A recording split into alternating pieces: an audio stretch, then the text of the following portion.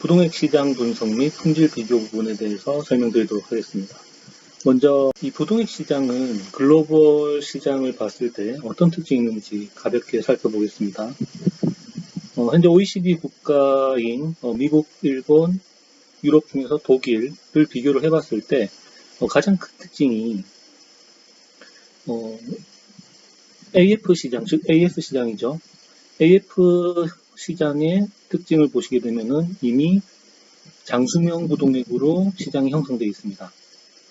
그렇지만 우리나라는 유독 이 AF 시장 자체가 2년에 4만짜리 컨벤셔널 타입의 부동액 시장으로 구성이 되어 있습니다. 뭔가 좀 이상하지 않나요? 글로벌 OEM 자동차 제작사들은 자동차 최초의 충진용 부동액은 장수명을 씁니다. 당연히 AS 시장도 장수명이 돼야 된다는 소리죠. 그런데 우리나라는 특이하게 컨벤셔널 타입이 2년에 4만짜리 부동액 시장으로 형성이 되어 있다는 사실을 주목해야 될 것 같습니다. 그렇다면 국내 부동액 시장의 특징은 어떤지 요약을 해 보겠습니다.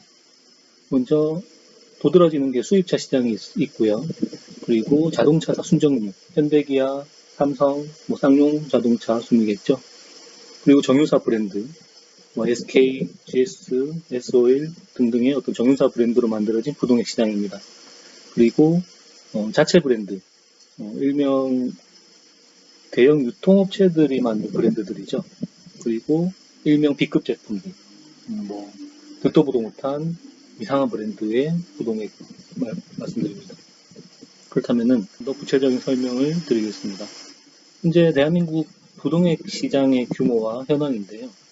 자, 특이사항이 가장 큰 규모의 시장이 순정류 시장입니다. 이 순정류 시장이라 하면 아까 앞서 말씀드렸던 자동차사들이 만든 순정 브랜드입니다. 약 37%의 비중을 차지하고 있고요. 그리고 아까 말씀드렸던 A클래스 브랜드, 그리고 B클래스 브랜드. A클래스 같은 경우는 이제 오일 메이커사들, 즉 SK, GS, S-오일 등등. 요즘은 현대오일뱅크도 가세했죠. 그리고 B급 브랜드 약 34%. 자, 여기서 특이사항이 수입차 시장은 현재 3.8%이지만 이 대다수의 국내 부동액 시장은 모두가 컨벤셔널 타입이라는 것입니다. 그리고 이 컨벤셔널 타입의 부동액은 한계 수명 자체가 2년에 4만짜리 부동액입니다. 현재 팩토리 필로 불리는 이 자동차사들이 공장에서 신차에 충진하는 부동액은 장수명 부동액입니다. 보통 10년에 20만 킬로의 수명을 갖고 있는 장수명 부동액이 투입되는 반면 이 순정류 시장 자체는 아까 말씀드렸듯이 2년에 4만의 컨벤셔널 타입의 부동액들이고요. 그리고 시장에서는 사실 색상은 단순히 색소만 첨가하는 거기 때문에 부동액 기능과는 전혀 무관하지만 소비자들은 이 색상에 대해서 굉장히 예민하고 민감하게 반응을 합니다. 그리고 실제 자동차 오너분들은 부동액에 대해서 전혀 모르세요. 이런 게 바로 국내 부동액 시장의 실태입니다. 전체 시장 규모는 6만 5천 드럼 수준의 규모를 가지고 있습니다. 그렇다면은 이 국내에서 과연 각종의 그 브랜드별 인지도를 비교해 봤을 때, 자, 일반 브랜드 같은 경우는 당연히 인지도 자체는 제대로 인지도가 없는 특정 브랜드들이 다수 포진하고 있기 때문에 그렇게 인지도나 원가 경쟁력이나 품질 수준도 좀 좋지는 않습니다.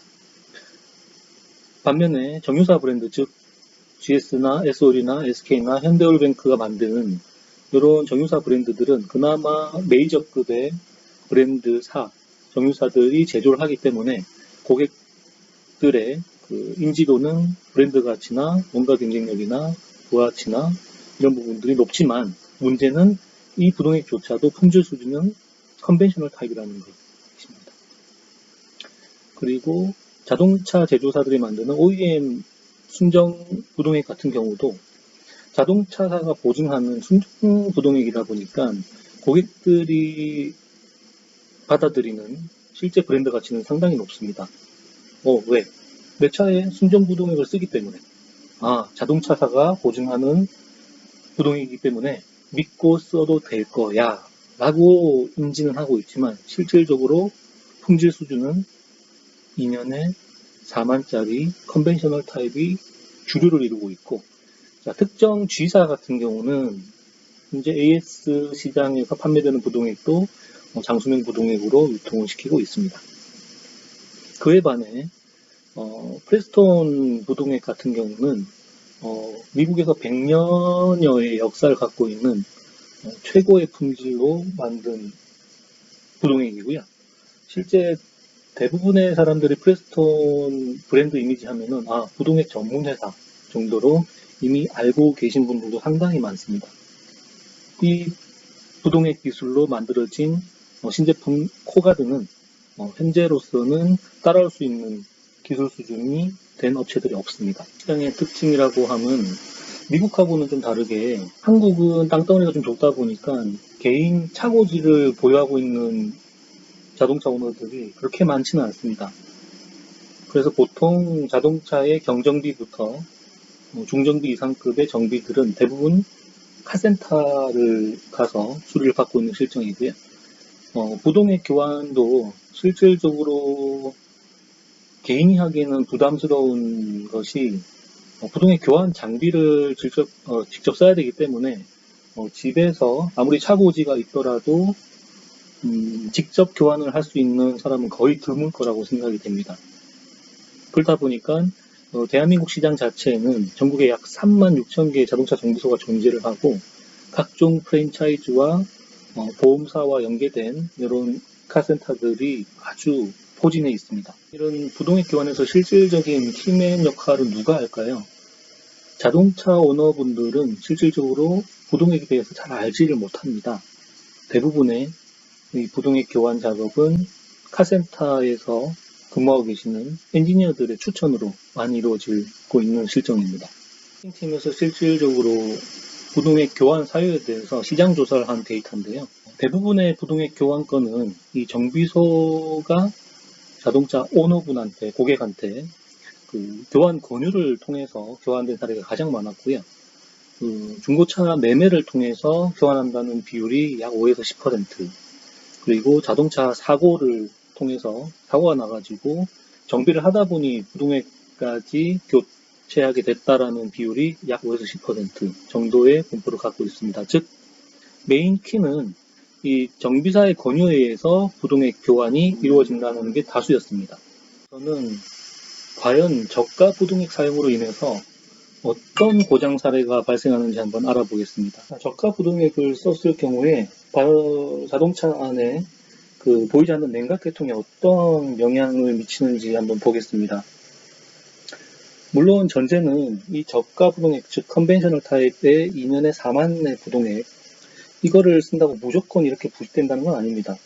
근데 어떤 게 문제냐, 이 2년에 4만짜리의 한계 수명을 지닌 이 부동액을 한계 수명을 훨씬 더 초과해서 더 썼을 경우에 이제부터 본격적으로 냉각계통에 있는 많은 금속 제품들이 부식이 발생한다는 것입니다. 컨벤셔널 타입의 부동액도 2년마다 혹은 다만 킬로미터 주행했을 때마다 정기적으로 제대로 교환만 해준다면 크게 문제될 건 없습니다. 왜? 첨가제 한계 수명이 4만 킬로 정도 되거든요. 근데 그렇지 못했을 경우에 이 냉각계통에서 대표적으로 나타나는 이 부식의 정도를 보시게 되면은 먼저 서모스탯의 부식을 말씀드리고 싶고요. 그리고 온도 센서. 이 온도 센서 같은 경우는 이제 부동액의 온도를 체크를 해서 여러분들이 운전하실 때 보시면은 계기판에 냉각수 게이지라고도 하는데요. 이 냉각수의 온도를 정확하게 운전자한테 정보를 전달해주는 역할을 하는 센서가 바로 이 온도 센서고요. 그리고 아래 사진을 보시게 되면은 이제 정상적인 라디에이터고 부식이 진행돼서 온갖 이물질과 부식된 슬러지들이 낀 상태의 거의 고장 직전의 라디에이터로 보시면 되겠습니다. 그리고 엔진 블럭 쪽을 분해를 하게 되면은 벽면 쪽에 부식이 일어난 모습을 확인을 할 수가 있고요. 그리고 엔진 헤드를 잘랐을 때, 엔진 블럭을 잘랐을 때 보시게 되면은 수많은 물리적인 피팅 현상 때문에 부식이 진행된 사진을 확인하실 수가 있습니다. 이것도 위쪽 사진이 정상적인 엔진 블럭의 사진이고요. 아래쪽에 보시면은 요 작은 화살표 보이시죠? 빨간색으로. 이미 부식이 일어나서 벽면 쪽에 부식이 진행된 상태의 엔진 블록을 보실 수가 있습니다.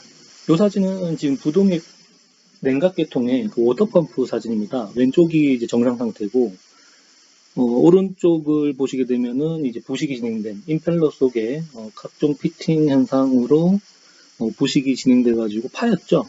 이렇게 파게 되면은 제대로 된 부동액의 어떤 전송 작업을 수행할 수가 없습니다.